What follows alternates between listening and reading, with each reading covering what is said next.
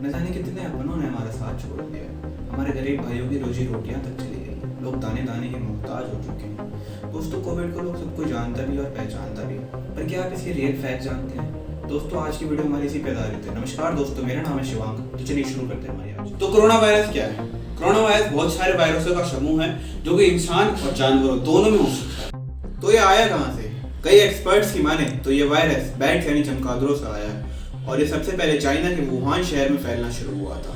11 मार्च 2020 को WHO के द्वारा इस बीमारी को महामारी घोषित कर दिया गया था। तो ये फैलता कैसे है? बेसिकली ये एक जने से दूसरे जने में फैलता है, उनके क्लोज कांटेक्ट में आने से। जब कोई कोविड का पेशेंट खांसता है तो वायरस के ड्रॉपलेट हवा में मौजूद रहते हैं और जो व्यक्ति उनके पास रहता है तो ये ड्रॉपलेट उनके नाक या मुंह के द्वारा दूसरे व्यक्ति के अंदर प्रवेश कर जाते हैं। इससे छींकते वक्त अपने मुंह को अच्छी तरह से ढक लें। बहुत जरूरी होने पर ही घर से बाहर जाएं। तो ये वायरस कितने दिनों तक रहता है इन चीज़ों पे? एक्सपर्ट्स की माने तो ये वायरस कम से कम 3 घंटे और ज़्यादा से ज़्यादा 7 दिन तक रहता है। ये वस्तु पे डिपेंड करता है। कुछ रिसर्च के अनुसार ये वायरस 10% उन लोगों में मौजूद रहता है जिनके इसमें कुछ भी लक्षण नहीं दिखाई देते हैं, और जब तक इस वायरस के लक्षण उन व्यक्तियों में नजर आते हैं तब तक ये वायरस उनसे कई लोगों तक फैल चुका होता है। तो इसके सिम्टम्स क्या क्या है? बेसिकली इस बीमारी के कई सारे सिम्टम्स हैं, जैसे फीवर आना, सांस लेने में दिक्कत होना, सिर दर्द, loss of taste and smell. अगर आपको इनमें से कोई सी भी परेशानी आ रही है तो तुरंत नजदीकी डॉक्टर या फिर राज्य हेल्पलाइन नंबर 1075 पे कांटेक्ट करें। तो हम आगे बढ़ते हैं। वैक्सीन क्या है? किसी भी बीमारी से लड़ने के लिए, हमारे इम्यूनिटी स्ट्रॉन्ग करने के लिए जो हमें दवाइयाँ खिलाई जाती हैं उसे वैक्सीन कहते हैं, और इस प्रोसेस को हम वैक्सीनेशन कहते हैं। ये बहुत ज़्यादा चीपेस्ट रेट में आपको मिल जाता है वैक्सीन। ये बहुत ज़्यादा हेल्पफुल होता है आपकी इम्यूनिटी वगैरह स्ट्रॉन्ग करने के लिए।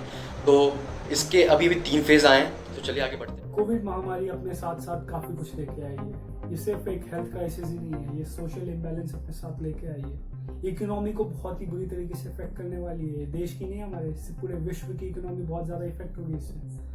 IMF की लेटेस्ट छपी रिपोर्ट के हिसाब से देखा जाए तो वुमेन एम्पावरमेंट में 30 साल बाद कुछ ऐसा होने वाला है जहाँ पर एक डाउनफॉल देखा जा रहा है। इस सेक्टर्स में ऑलरेडी जॉब जा सकती है। IT सेक्टर देखा जाए तो वो कुछ हद तक सेफ भी है अभी, लेकिन बाकी सेक्टर्स की अगर बात की जाए तो वो पूरी तरीके से डाउनफॉल देख रहे हैं। अब बात करते हैं IMF में छपी लेटेस्ट रिपोर्ट के हिसाब से। उस रिपोर्ट में लिखा है कि 30 साल बाद कुछ ऐसा हो रहा है कि लड़कियों की जॉब्स खतरे में है, यानी वुमेन एम्पावरमेंट आज की डेट पे 30 साल बाद एक डाउनफॉल देखा जा रहा है। तो चलिए दोस्तों, अब अगली खबर पर चलते हैं। कुछ अच्छा हो रहा है। अभी तक ये सब आपने रिपोर्ट जो पढ़ी है महामारी के हिसाब से जो बुरा हुआ वो है। अब कुछ महामारी के हिसाब से कुछ अच्छा भी हुआ है, उसके बारे में जानते हैं। आज ये पहली बार है दिल्ली की जो क्राइम रेट है वो 42% तक गिर चुका है। सिर्फ और सिर्फ दिल्ली नहीं, मेट्रोपॉलिटन सिटीज जैसे कि बैंगलोर, कैलकाटा, मुंबई, इन सब सिटीज में क्या हो रहा है कि ये आज पहली बार है कि वहाँ पर साफ हवा आपको मिल रही है। वो 50% से 70% तक कई जगह पे हवा साफ हो चुकी है। हमारे देश की गंगा रिवर काफ़ी साफ हो चुकी है। जब भी हमारा वैक्सीन डेवलप होता है वो अधिकतर हमेशा 3 फेज़ में डेवलप होता है। कभी कभी वो 4 फेज़ भी लेता है, लेकिन 4 फेज़ तक हम कभी अधिकतर टाइम जाते नहीं हैं। तो हमारा जो 3 फेज़ है उसमें पहला फेज़ आता है कि हम जब ट्राई करते हैं किसी पे वैक्सीन इस्तेमाल करना, मीन्स के स्मॉल ग्रुप ऑफ पीपल पे हम वैक्सीन ट्राई करते हैं। अगर वो फेज़ सक्सेसफुल होता है हमारा तो हम आगे प्रोसीड करते हैं, हम जाते हैं फेज़ 2 पे। फेज़ 2 हमारा ये है कि हम कुछ ग्रुप ऑफ पीपल लेते हैं जो एक सिमिलर कैरेक्टरिस्टिक्स में बॉन्ड होते हैं। सपोज एज फैक्टर, उसके बाद आपको फिजिकल हेल्थ, तो हम उन पे ट्राई करते हैं। अगर वो सक्सेसफुल होता है तब हम ट्राई करते हैं, आपको 3rd फेज़ में हम जाते हैं। 3rd फेज़ में हमें पता चलता है कि वो सेफ़ है कि नहीं वैक्सीन, तो उसके लिए हम थाउजेंड्स ऑफ पीपल पे चेक करते हैं ये vaccine for its efficiency and safety. अब लेकिन बात आता है फेज़ 4 का। फेज़ 4 बहुत कम ही यूज़ होता है। वो मेनली उसके लिए हमें बहुत ज़्यादा डीप स्टडी करनी पड़ती है और उसके लिए फिर हमें अप्रूवल चाहिए होता है और लाइसेंस चाहिए होता है, तभी वो जाके हमें डिमांड में मिलता है। तो अब काफ़ी लोग के दिमाग में ये चल रहा है कि वैक्सीन कब तक आ सकती है, वैक्सीन कौन बनाएगा और कौन सा देश वैक्सीन बनाने के दावे में सबसे आगे है। कब तक वैक्सीन लोगों तक आ सकती है और कितनी सेफ होगी, कितने रुपए में मिलेगी, आइए इसके सवालों के आंसर मिलते हैं। वैक्सीन बनाने की रेस में करीब करीब 150 से ज़्यादा इंस्टीट्यूशंस या फिर फार्मा कंपनीज हैं, जिसमें से सबसे आगे ऑक्सफोर्ड यूनिवर्सिटी और एस्ट्राजेनेका कंपनी की साथ में बनाई गई वैक्सीन। अब इस वैक्सीन के बारे में जानते, काफ़ी ज़्यादातर इम्यूजेनिक थी। इम्यूजेनिक का मतलब कि इसका इम्यून रिस्पॉन्स काफ़ी बेहतर था, काफ़ी अच्छा था बाकी वैक्सीन के हिसाब से। इसमें छपी रिपोर्ट के हिसाब से ये वैक्सीन सिर्फ और सिर्फ एंटीबॉडीज ही नहीं बनाती है, साथ साथ किलर टी सेल्स भी बनाती है। किलर टी सेल्स क्या होते हैं उसको समझते हैं पहले। किलर टी सेल्स वो होते हैं, अगर हमारी बॉडी में कोई कोरोना इन्फेक्टेड सेल है तो ये उसको सीधा सीधा खत्म कर देता है, जिससे काफी अच्छा इम्यून रिस्पॉन्स होता है और काफी अच्छी बॉडी इस पर रिस्पॉन्स करती है। चलिए अब इसके साइड इफेक्ट्स के बारे में बात करते हैं। इसके इफेक्ट्स कुछ इस तरह है: नॉर्मल फीवर, नॉर्मल कोल्ड, और अगर इसका डोज ज्यादा यूज किया गया वॉलंटियर्स में तो उनमें थोड़ी सी स्वेलिंग देखी गई है जहां पर इंजेक्शन उनका यूज किया गया।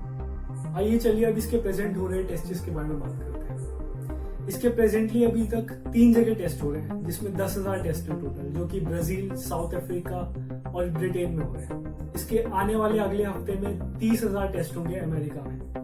ये खबर आने से मार्केट में काफी अच्छा उछाल देखा जा रहा है। तभी तो कहा जाता है फार्मा में पैसा लगाइए, फार्मा में कभी पैसा नहीं डूबेगा। तो दोस्तों अभी वैक्सीन फेज 3 पे, फेज 3 में करीब 1 लाख लोगों के ऊपर ये टेस्ट किया जाएगा।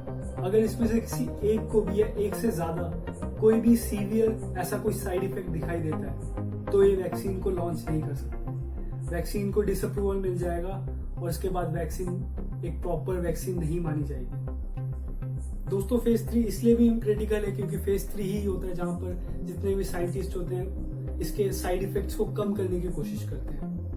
तो दोस्तों उम्मीद पे दुनिया कायम है। हम उम्मीद कर सकते हैं कि वैक्सीन काफी अच्छे रिजल्ट्स लाए फेज 3 में भी और इसको अप्रूवल मिले WHO की तरफ से और जल्दी की जल्दी मार्केट में आए।